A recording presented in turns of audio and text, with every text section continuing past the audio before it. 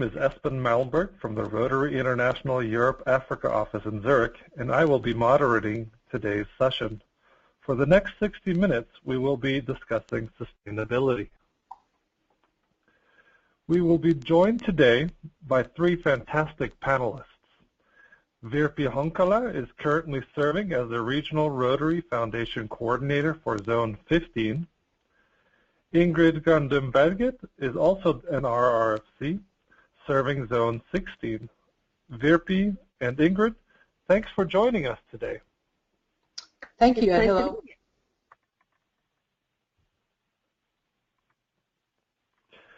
We are also joined by past District Governor Mats Bartling, who is currently serving as a member of the Rotary Foundation cadre of technical advisors.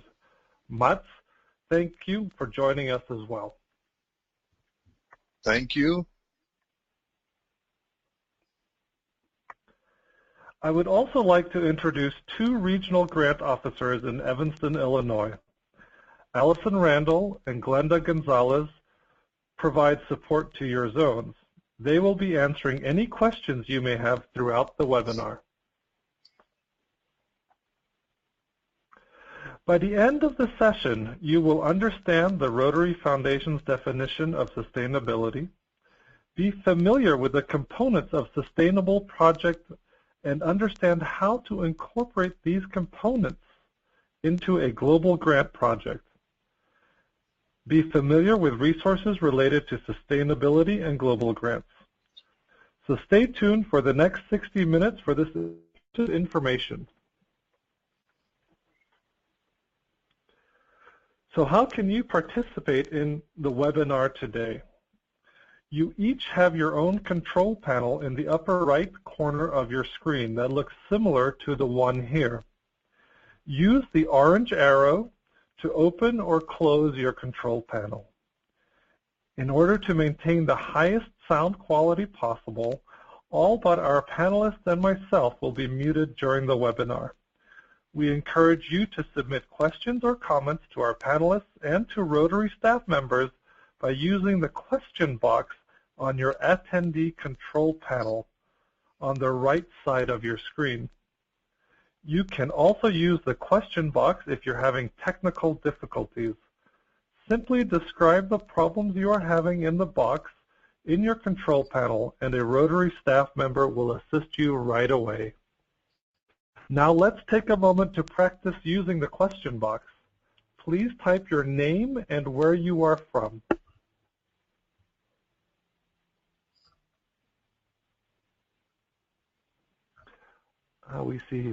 We have Peter from Norway. We have some other staff in Evanston, Illinois. Ulf from District 2360, welcome. We have people from Lithuania. We have people from Sweden. This is quite a large and international group. I see Johan from Östby is joining us.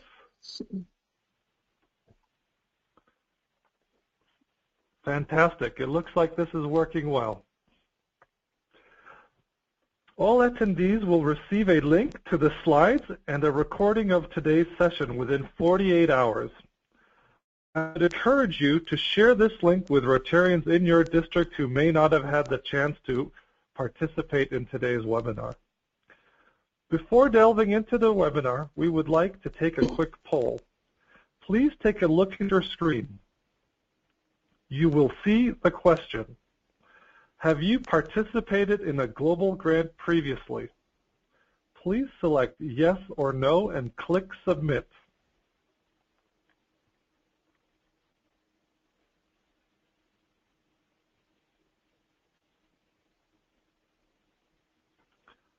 The votes are coming in. We just got a couple of more seconds here for people to participate. Right now it looks like we're trending mostly no. So thanks to all of you who have participated in the poll. It looks like about 17% of attending the webinar today have participated in a global grant. So about 1 in 5 I hope by the end of today that even more of you will be inspired to pursue a global grant. At this point, I'd like to turn the presentation over to Ingrid.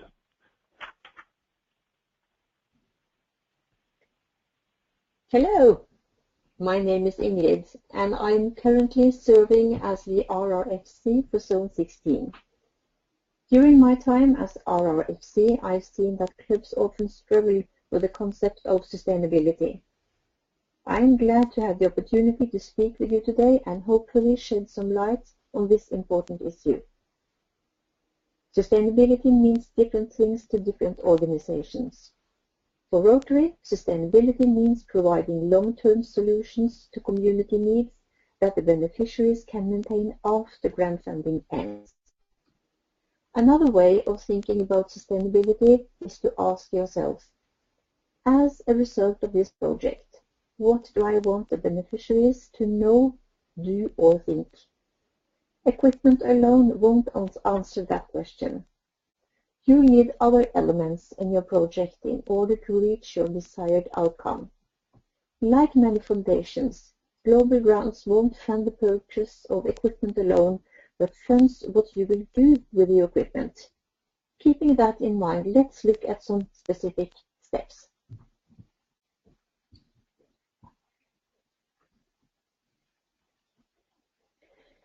To help Rotary members understand what we mean by sustainability, we've identified 6 steps that can help to ensure the long-term sustainability of a project. We'll go through each of these steps one by one.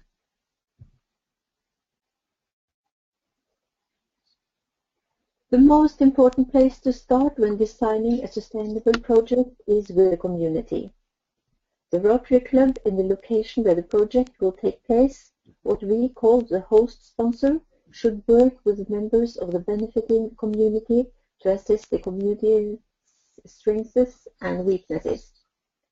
For example, if the community is interested in microfinance, it is important to identify other microfinance organizations that are already operating in the community.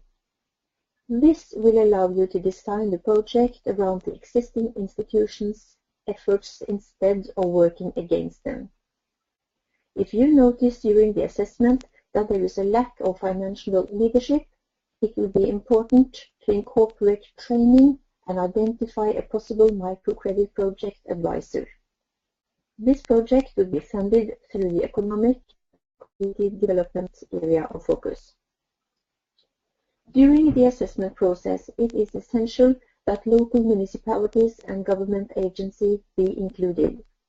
For example, if a local clinic needs to support to reduce the child mortality rate, the community assessment should include the local Ministry of Health and the clinic director's feedback. This will incorporate their long-term goals and adhere to accepted policy and clinic protocols of the government's healthcare system. This information is vital for a successful maternal and child health grant. Please remember, the project design should align with local values and culture. Recently, a Rotary Club shared their experience about installing a water well in a community where the women had to walk a significant distance to get water. After the drill, the women were not pleased with the results. Why? Because the process of fetching water had been an integral part of their social life, and now it had been taken away from them. The obvious solution is not always so obvious. This is what makes the community assessment so important. Rotary has recently updated a wonderful resource document that can help you in this process. It's called Community Assessment Tools, and it is available on Rotary's website.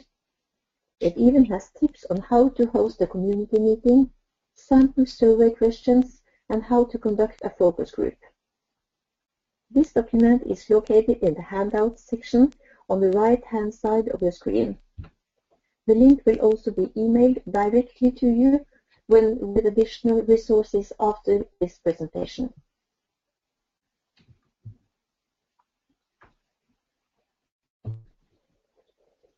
The next step in developing a sustainable project is to encourage local ownership of the project. It's a true sign of a project's success when community members embrace the project as their own. Rotary clubs play a key role in identifying community members who can ensure long-term project outcomes. This is a unique feature of global grants as a host club is required. The host Rotary Club acts as a liaison between the community members and the International Rotary Club. As we mentioned previously, incorporating the feedback from existing community leaders will establish a strong foundation, thereby empowering community members to communicate and plan projects that have sustainable outcomes. An example of community ownership could be the creation of a water and sanitation committee to manage and collect fees for water use at a newly dug well. This committee should be comprised of men and women who are empowered to collect user fees, are trained to make repairs, and are knowledgeable about hygiene practices to reduce diseases. At the completion of this global grant project, this Water and Sanitation Committee will continue to manage the use of the well. The third step to sustainability is to provide training. A project's success depends on people. By providing training, education, and community outreach, you strengthen beneficiaries' ability to meet project objectives. For example, when planning a basic education and literacy project to provide a computer lab to a secondary school, this project must include teacher training. The teachers should be trained in the use and maintenance of the computers, as well as how to incorporate the use of the computers into their daily curriculums. The training can also expand beyond the use of the computers. It's important to survey the beneficiaries to determine what type of additional training they desire. Sometimes, if we are an expert in a given field, we think we know what may be needed. Asking the teachers leading questions such as, what are the goals of your students? What are some of the challenges you face as a teacher? What hinders you from helping your students to achieve the goals you have mentioned? What are the skills you think you could make a better educator?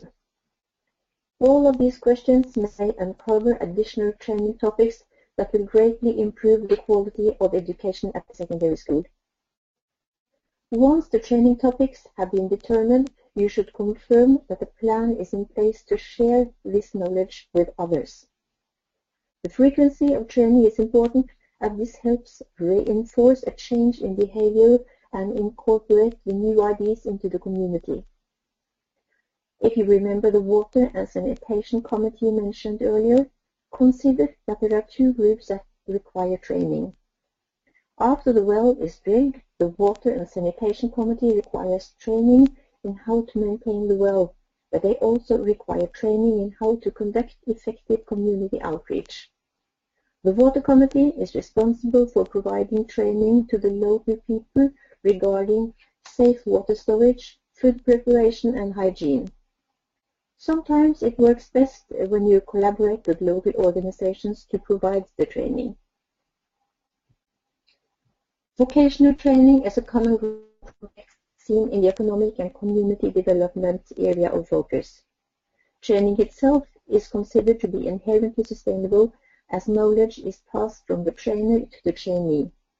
However, the knowledge gained must be put to use. Global grants that include vocational training programs must show how the recipient of the training plans to use the new skills. Job placement programs are an excellent way to show that the candidates are qualified and will obtain employment after the training period has ended. The ultimate goal of a vocational training program should be to provide a skill set to an individual or group of individuals so that they are now able to go into the job market and increase their income. Without income generation, the project is not sustainable. If we think back to the first two steps, including community feedback and creating local ownership, including local leadership in the training program is crucial. Let's return to the example of the teacher training program. After receiving multiple days of training on various topics, the teachers are now able to update their curriculum so that the students will directly benefit from the newfound knowledge. The Ministry of Education and the school administration should be aware and ideally approve modifications to curriculums to ensure that the education of the students meets the national standards. These improvements to the curriculum and the teachers' training are key components for sustainable basic education and literacy projects, which were achieved by collaborating with the leaders within local organizations. To keep track of the various trainings, Rotary Grants has a basic training template available for you to use as a guide. If you refer to the right-hand side of your screen again, you will see this document, Training Template. If you'd like to take a peek, this document will be emailed to you after this webinar. And now Virpi is going to speak about step number 4.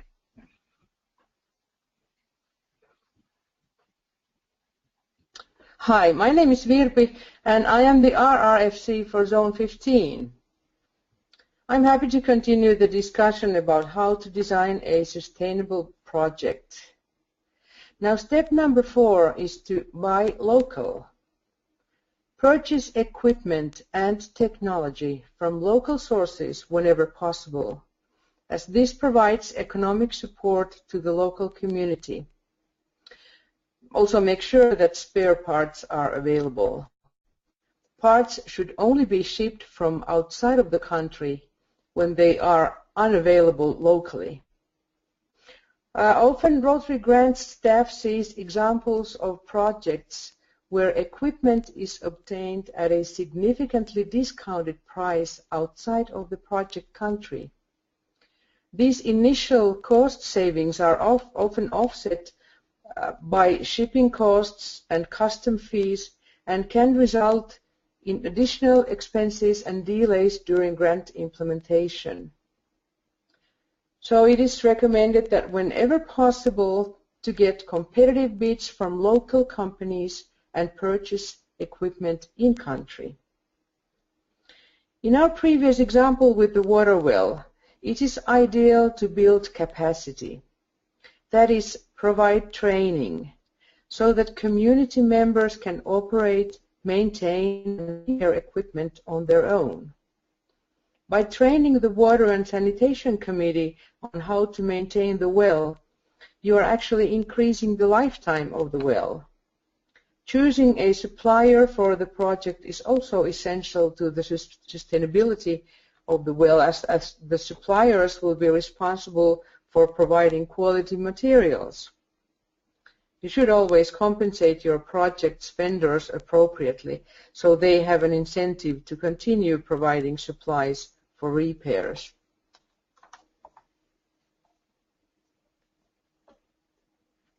And so the next step is to find local funding.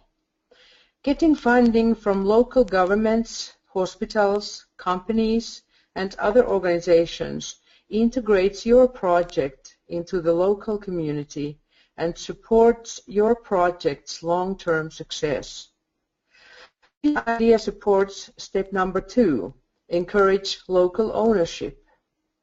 If a community is asked to contribute financially towards a project, they become personally invested in the project and are more likely to support the project after the grant is completed. For many grant projects, it is opportune to include the government from the beginning planning stages to discuss how they might create a financial sustainability plan for the project.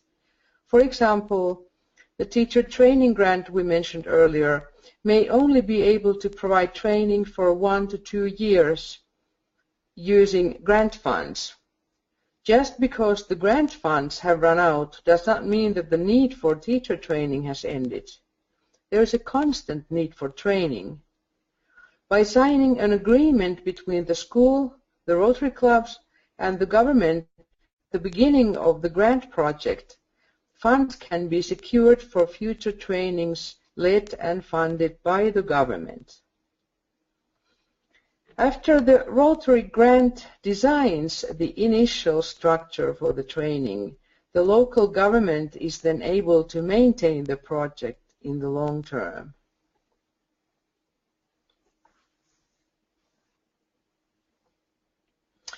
Then the last step is to measure your success. First, gather data before you begin the project to determine where you are starting from. Include clear and measurable outcomes in your project plan and decide how you'll collect data throughout your project and afterward. Maintaining a strong relationship with the community can help you collect data and also address any issues that the data bring to light. More information about monitoring and evaluation can be found in the Global Grant Monitoring and Evaluation Supplement, which is available online.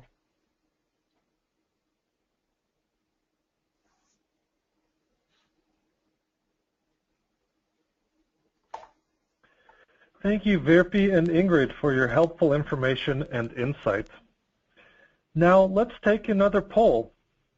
Please take a look at your screen. You will see the question. Global grants are aligned with an area of focus. For which area of focus would you like to receive additional information or clarification? Please choose one of the areas of focus: peace and conflict resolution, basic education and literacy, disease prevention and treatment, maternal and child health, water and sanitation, or economic and community development.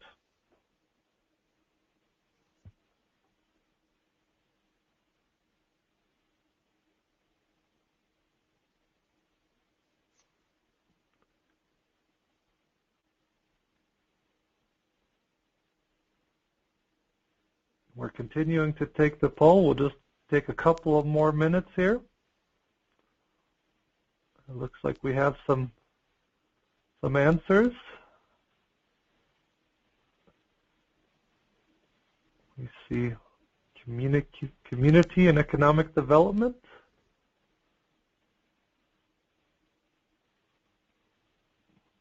Basic education and literacy. Okay, I think we're about to close the poll.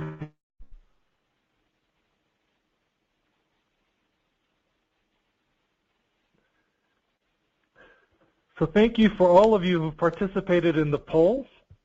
It looks like community and economic development is the area of focus with most interest for additional information, but it's followed closely by basic education and literacy. At this point, I'd like to shift gears so that we can now hear from past District Governor Mats, who, as I mentioned, is a member of the Rotary Foundation's cadre of technical advisors.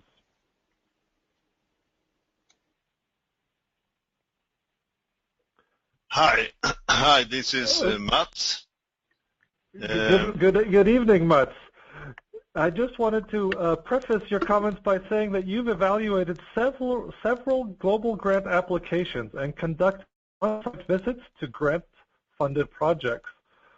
When you are evaluating projects, what do you look for in terms of sustainability?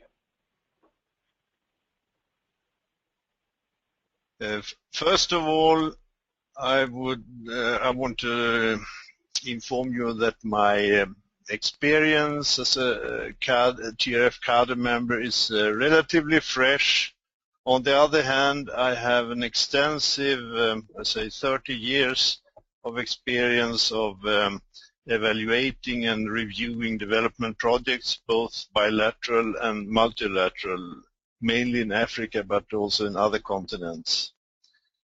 When we come to the Rotary Global Grant projects, First of all, we know they should be within one of the 6 focus areas, and that's settled already by the application and the approval by the Rotary Foundation.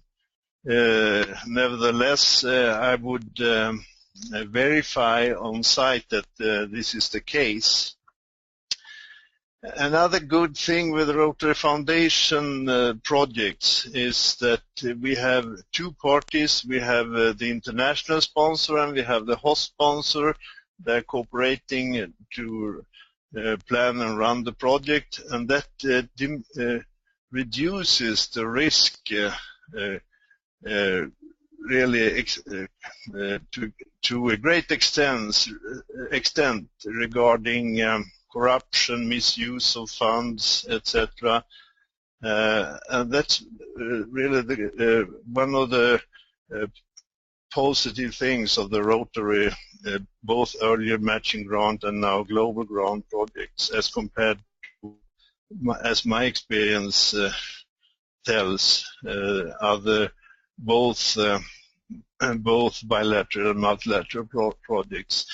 So what I look at first, after seeing that the project fits within at least one of the focus areas, is the local partner, the host sponsor, i.e. the Rotary Club, is it genuinely engaged and committed to the project? Far too often the commitment by a local partner, or we say the host sponsor, is the weak point in global grant projects. That's my experience.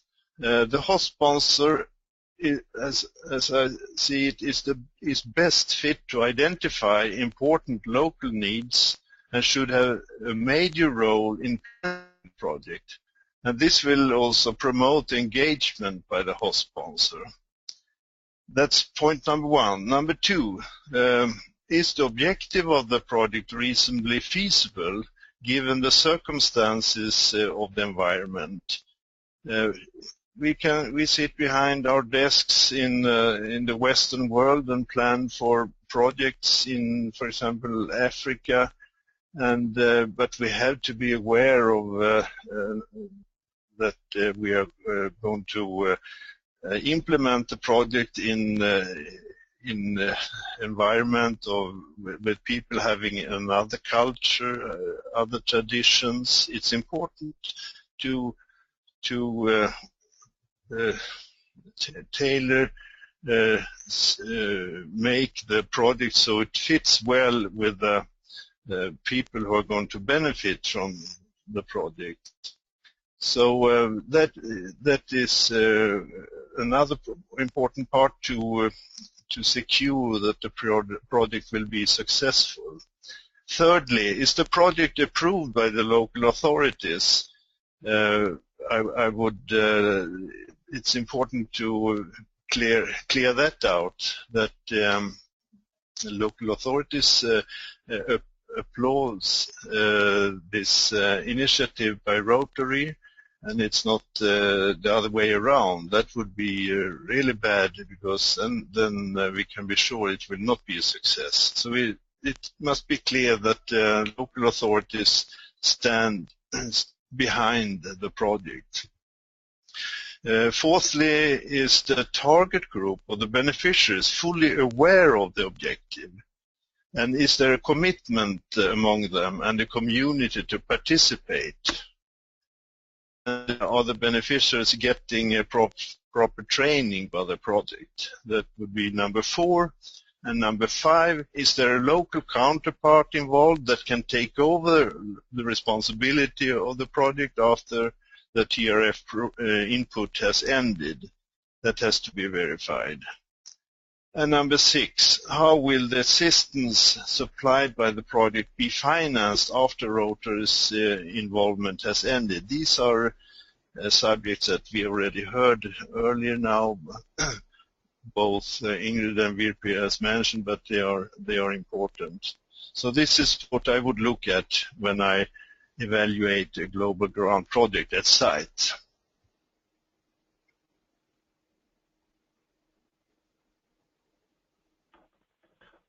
Well, thank you, Mats, for that insight. I was wondering, do you have an example of a particularly sustainable project, possibly one that wasn't so sustainable?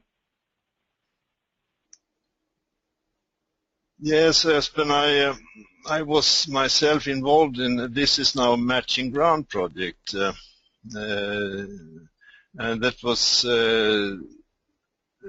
my home club. We organized to bring over to Lithuania, to hospitals in Lithuania, second-hand, high-quality medical equipment. And we had cooperation with the Salvation Army in Sweden. They, in their turn, had an agreement with the Swedish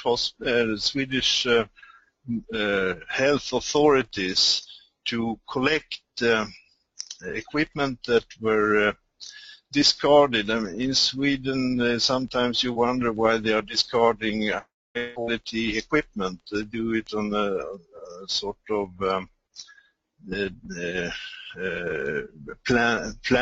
yearly plan. Maybe after 10 years they had to be replaced, even if they are high quality. And we are making use of them. The Salvation Army had done so for many years before we got involved. Now Rotary took the initiative to finance transport to Lithuania, and also the service, pre-delivery service by Salvation Army. And on the other side, in Lithuania, we had a club in Vilnius. They were responsible for identifying the proper hospitals that should need this equipment, and we also had they should bring their list of wishing list, you may call it, what type of to have, and we used that list, so they got more or less what they asked for. And these were 12 big trailer trucks with trailers, 90 cubic meter each, with equipment from wheelchairs to heart starters and very sophisticated equipment partly. This is now just finished. All the 12 hospitals has got it. And the Lithuanian Health Ministry, they have really been happy. We were there at site and checked up that they were using it as expected, and together with the Health Ministry, and they really were very thankful, with tears in their eyes, I can say. Now the Health Ministry has got, they are planning a continuation of this directly with the Salvation Army in Sweden. So this will be an ongoing process to bring over such important equipment to Lithuania.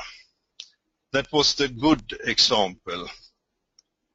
If I take now a less successful project, that's also matching grant. That was in Zimbabwe. The original idea was to support orphans of AIDS victims in Zimbabwe. They should get vocational training, and but due to the low degree of engagement, I must say, by the local Rotary Club, it was significantly delayed, and also it changed focus, not anymore the orphans, but instead ordinary young people unemployed. That's reason good as any, but originally it was felt more that the purpose was more important than the development turned it over to. And also the content of the training included training in cosmetology, cake baking, home decoration, which I myself was not too happy with. I had hoped to more important training. Okay, this is still professional training, and they can get a job, hopefully, and that is not too bad, but it could have been something better. So this is, and this all came to low degree of engagement by the host partner or the host sponsor. So that was my not so good example of a matching grant project.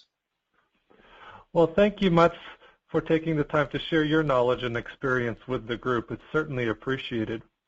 I wanted to mention that for medical equipment projects similar to the one mentioned by you, which took place in cooperation with the Salvation Army, that a warranty is required to show that the equipment has a sufficient maintenance plan. It is also required that an agreement is signed between the Rotary clubs and the hospital or local health infrastructure receiving the equipment to confirm that they want the equipment, agree to pay for future repairs, and will provide training to the doctors or nurses that will be using the equipment. Even if the doctors or nurses are familiar with the concept of the equipment, training provided by the supplier may be necessary, as each model may function in a slightly different manner. As PDG Mats mentioned regarding vocational training, strong grant projects have a clear focus and measurable outcomes for the beneficiaries. I would like to introduce Allison Randall, who will speak about a project type that Rotary Grants considers to be in a gray area, solar panel projects. As a regional grants officer, I have seen a few global grant applications to install solar panels at a medical clinic or school. Some of these projects have been declined by the Rotary Foundation because they did not incorporate the 6 steps of a sustainable project as we have just discussed.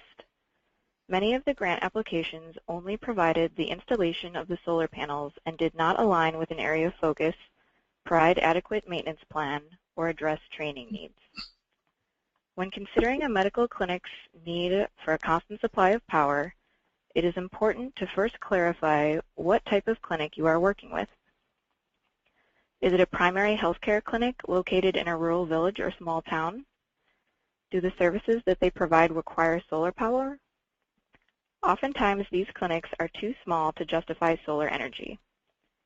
If the medical clinic you are working with is a district health facility or primary hospital, the services provided would include inpatient care and surgeries. Power sources and backup systems would be desirable in this type of facility. The third type of facility would be an urban-based hospital. It is less likely that solar panels would be requested as an urban area would probably have access to regular electricity. Given the above definitions of a medical clinic, let's discuss a solar panel project at a district health facility. The community assessment might show that solar panels are the best solution as the main source of power for the facility. In a few cases, Rotarians have discovered that they thought solar panels would resolve the power problem at the clinic, only to find out that the panels do not produce sufficient energy and must be supplemented with a generator. This illustrates that a thorough community assessment was not performed. It is always a good idea to survey the surrounding community to see if other businesses use solar energy and what their experiences with it have been. They may be able to provide valuable feedback. Evidence should be presented that shows the specific model of solar panels selected are known to work in the long term in the area where the facility is located. Most importantly, simply providing solar energy to a clinic does not meet an area of focus need. For the disease prevention and treatment area of focus, a few of the goals are to improve the capacity of local healthcare professionals and to enhance the health infrastructure of local communities. These goals should be the primary focus of the grant. Rotarians should ask, what is the ultimate goal of the project? Let's consider a sample project that will provide updated midwifery skills to nurses and solar panels to the district health facility. The midwifery training is the primary goal of the project. An indirect goal of the project, a constant supply of power through the provision of solar panels, would enable the nurses to use their new midwifery skills on a more consistent basis. The power supply is not the ultimate goal of the project, although it may be the expense. The solar power helps to support the primary goal of improving the quality of the nurses' skills, which further enhances the health infrastructure in the community. How can the impact and success of the project be measured? In this example, you are measuring the success of the midwifery program. If the nurses are able to decrease child mortality during childbirth, then the project has been successful. You could also measure the number of additional safe births that occurred due to the increased availability of power. However, the quality of the delivery is more important than the quantity. The ultimate beneficiaries of this project are the mothers and babies being assisted during birth, not the clinic itself. Finally, there must be a security plan in place for the solar panels. Solar panels are expensive and easily stolen if they are not properly secured and protected. It is important to consider other elements such as weather patterns, topography, when selecting a solar panel model, as some locations that receive a lot of sun are also very dry and dusty, which does not mix well with some solar technology and can cause the technology to malfunction. I hope this case study has helped improve your understanding of eligible solar panel projects. Please remember that no two solar panel projects are the same, and each request will be closely analyzed. Project goals and outcomes that align with an area of focus are the most important part of any global grant project. At this point, I'd like to turn the presentation back to RRFC Ingrid.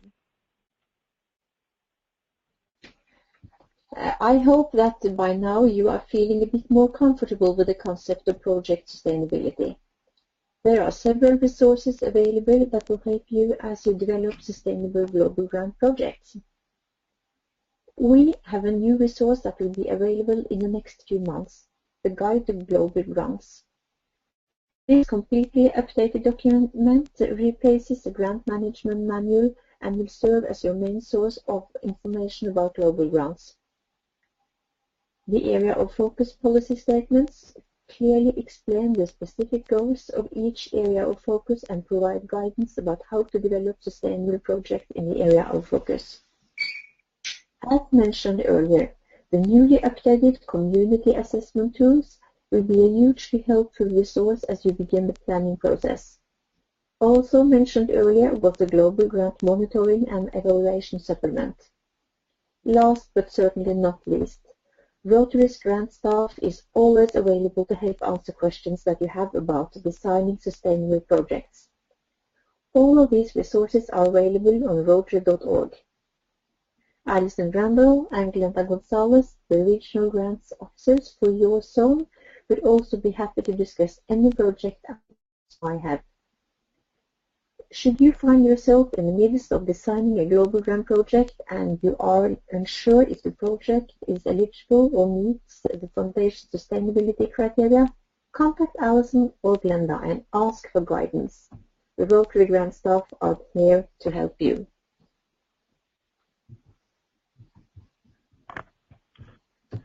Thank you, Ingrid. I would like to offer one additional thought as we start to conclude tonight's presentation. Throughout the webinar, we have been discussing how to make your projects more sustainable. Once these sustainability requirements are achieved, the project may be eligible for global grant funding. However, you might find that there is a project that your club is very interested in doing, but really doesn't meet the eligibility or sustainability criteria for a global grant. If that's the case, I would encourage you to consider using grant funding to support this activity. You can talk to your district leaders to see if district grant funds are available for your activity. More information about district grants is available online.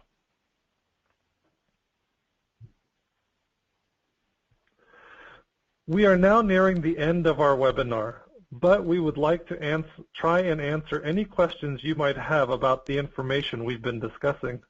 Please type your question into the question panel located on the right-hand side of your screen, and we will direct them to the panelists for response.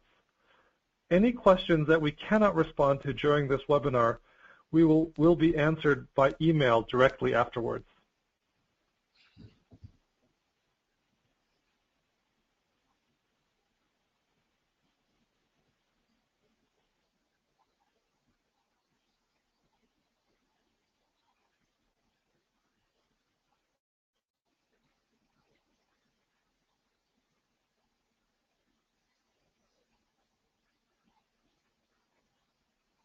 So we're just allowing our panelists a little bit of time to think of some questions.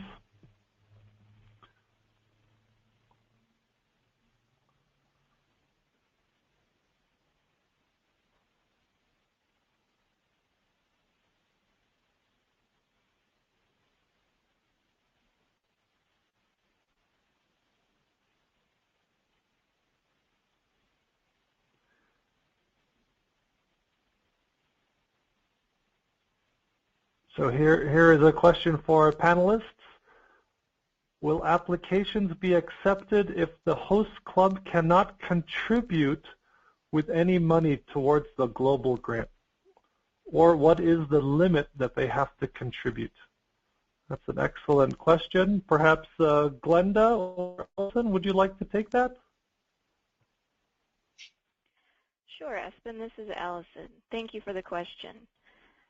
There is no requirement for the host partner to contribute financially towards a project. It's something that the Rotary Foundation does recommend, however, if they're able to contribute just a little bit financially to the project, as it gives the host a sense of ownership and like they're truly participating in the project. So while it is not a requirement to receive a global grant, it is recommended. Okay, thank you, Allison, for answering that question. It looks, we certainly want to encourage buy-in by all of the participating actors in the grant.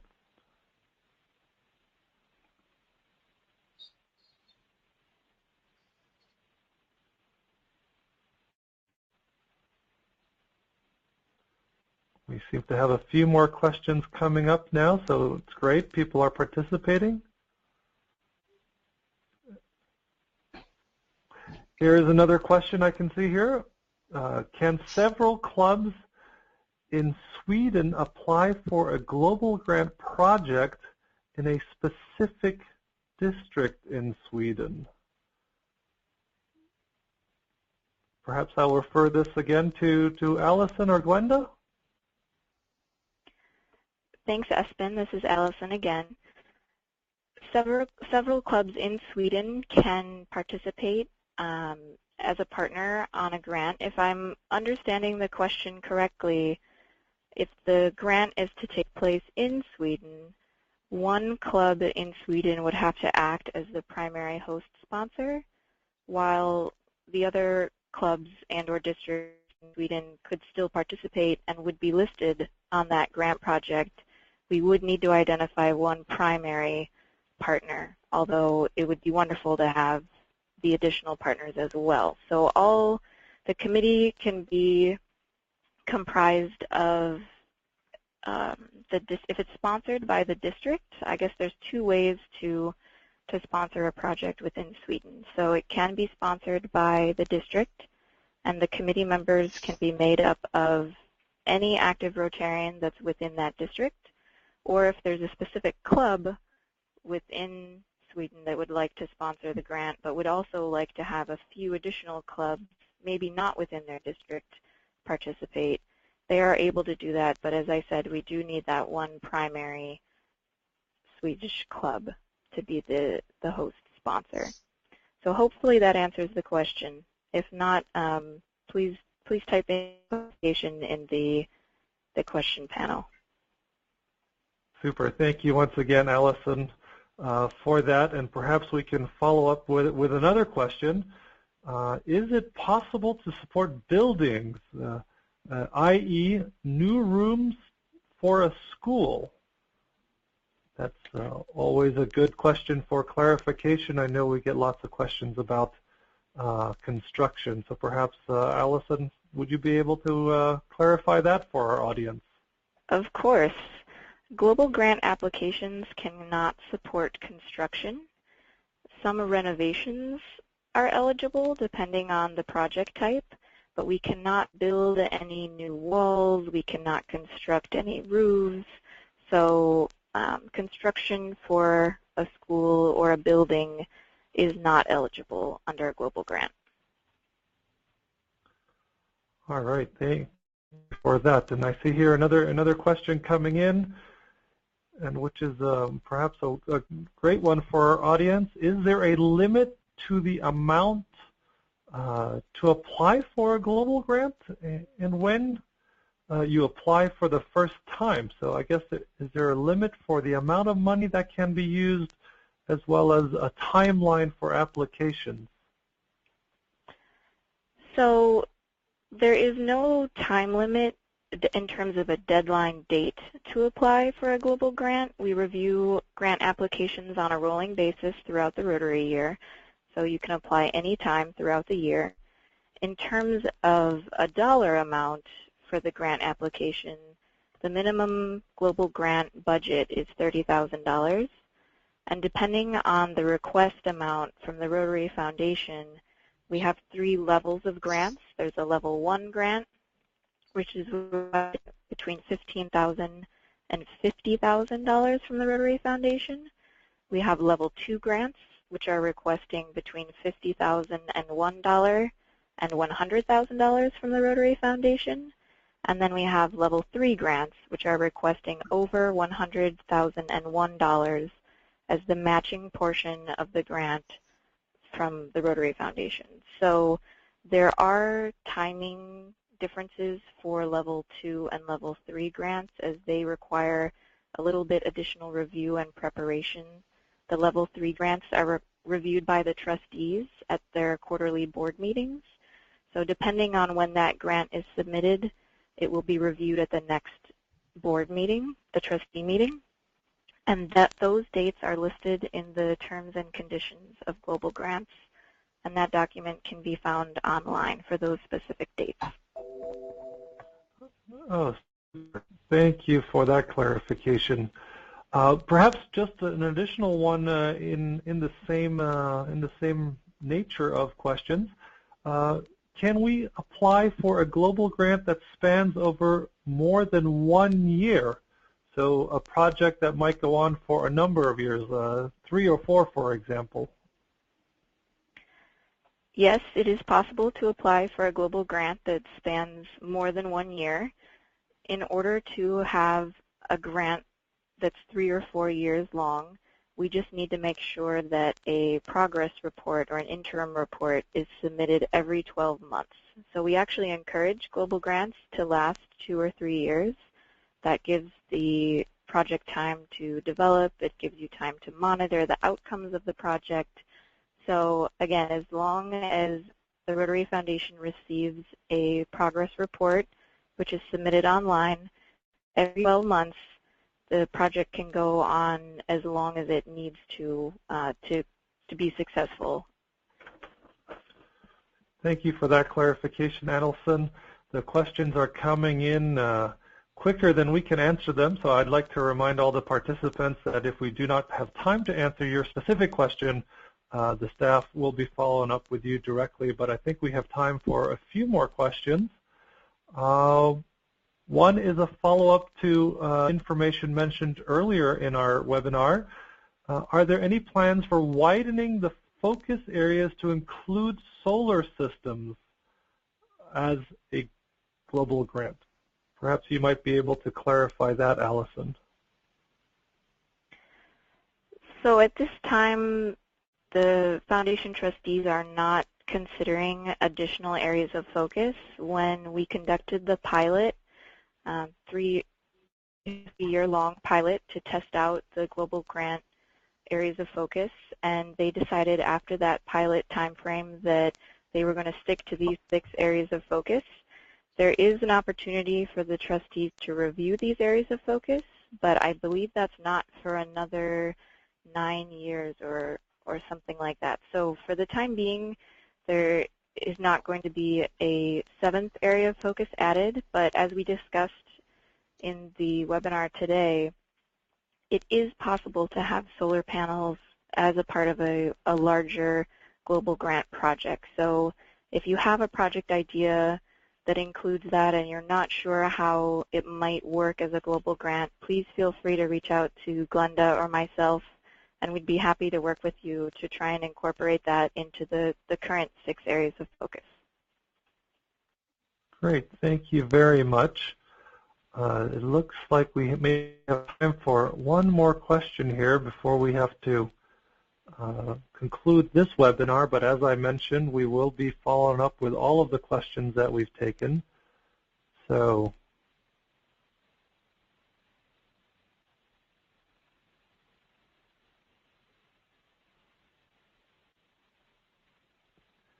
here's a question in general about global grants, and perhaps Allison or Glenda, you might be able to answer this. How many global grants are currently ongoing? Or perhaps how many have we approved thus far this year? That might be another way to phrase that. So I don't have those figures in front of me at the moment. We can definitely include that in a follow-up email after the webinar. But I believe right now we currently have around 1,800 open global grants are active in various stages of the project process. In terms of how many grants we've approved to date, I don't have that figure in front of me, but I do know that a recent global grants email update went out from Abby McNear, and you can sign up to receive those global grants updates from us online. So if that's information that you're interested in getting, I believe those emails are sent on a quarterly basis. I would recommend logging into your MyRotary account and signing up for that email. That's a terrific tip there, Allison. Certainly there's a lot of information coming from Rotary International, and all Rotarians are able to sign up for a variety of newsletters that they think are in an area of their interest. So we would encourage everybody to log into their profile on Rotary.org and manage their newsletters accordingly to their areas of interest. I think with that we've unfortunately had to conclude our question session, but certainly, as I mentioned, we'll be following up with everybody directly whose question we did not answer, and I apologize for not being able to answer all of the questions, but it's great to see such enthusiasm and so many great questions coming in from our audience. So I would like to close by thanking everyone for their participation today. As a follow-up to the webinar, you will receive an email with links to the resources mentioned during the webinar, as well as a link to view a recording of the webinar. If you have any follow-up questions from today's webinar, please feel free to contact me at our Zurich office or follow up with your RRFCs, Virpi and Ingrid, who did such a great job of presenting the materials. You will also receive a survey after this webinar. Your feedback is important to us, as your responses will be used to improve future webinars offered by Rotary International. Please take a moment to complete the survey and give us your input. On behalf of our panelists and Rotary staff, thank you for attending today's webinar. Remember, if you enjoyed the webinar, you can register for upcoming webinars and check out the recordings of past webinars on the Rotary website at www.rotary.org/webinars. Once again, thank you for your participation.